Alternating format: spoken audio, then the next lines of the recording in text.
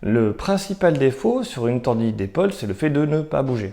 Donc voilà, si je bouge pas du tout parce que j'ai mal, hein, tous mes muscles vont s'affaiblir et la structure de ma capsule articulaire, tout va s'enraidir, tout va se serrer, crac.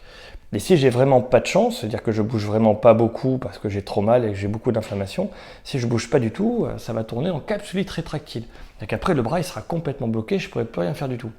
Alors rassurez-vous, ça reste très rare parce qu'en général on bouge très rapidement parce qu'on a besoin de ses mains pour faire des choses. Mais voilà, sachez qu'il faut bouger de manière relative, assez vite. Et un des premiers mouvements que moi je conseille de faire, c'est simplement de chercher la rotation externe doucement, ainsi que la rotation interne.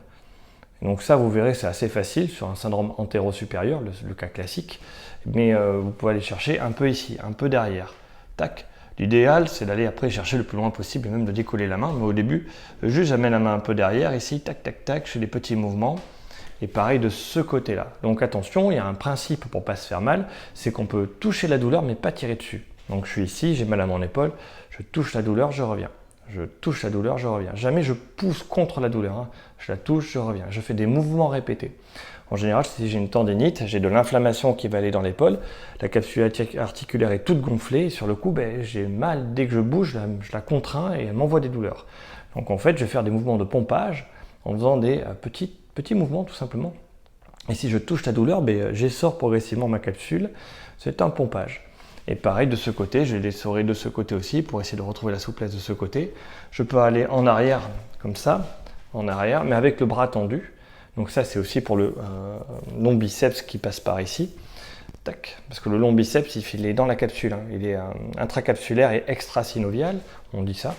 Mais sur le coup, je peux aider à drainer mon épaule de ce côté-là. Quand j'ai des douleurs là, c'est le long biceps, hein, c'est ça qu'il faut faire. Donc j'y vais doucement, je vais en arrière. Le long biceps, il travaille avec le subscapulaire qui est devant. Donc ce sera cet étirement-là, là, doucement, hop, je touche, je reviens, je touche, je reviens. Et celui-là à faire, si on a mal devant, au long biceps et au subscapulaire. Et surtout, si on a mal derrière, au niveau postérieur, ce sera des rotations externes. Et il faut couper tout ça avec des élévations. Vous allez me dire, ouais, comment je lève le bras quand j'ai mal? Bonne chance, voici la méthode. Donc je me mets en fente avant, hein, tranquillement. Je vais m'aider ici. Et là, je vais lever doucement mon bras. Je vais m'aider avec l'autre main pour lever mon bras. Et pareil, je touche la douleur, je reviens. Je touche la douleur, je reviens. Je touche la douleur, je reviens. Et puis je vais essayer comme ça de retrouver la souplesse maximale, d'aller loin derrière. Une astuce.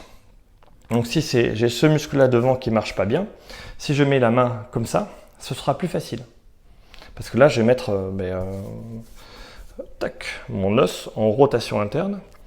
Et ici, ce qui est une tendinite, le muscle qui est un peu cassé, là, il sera en course fermée. Pour tirer dessus, ce sera plus dur.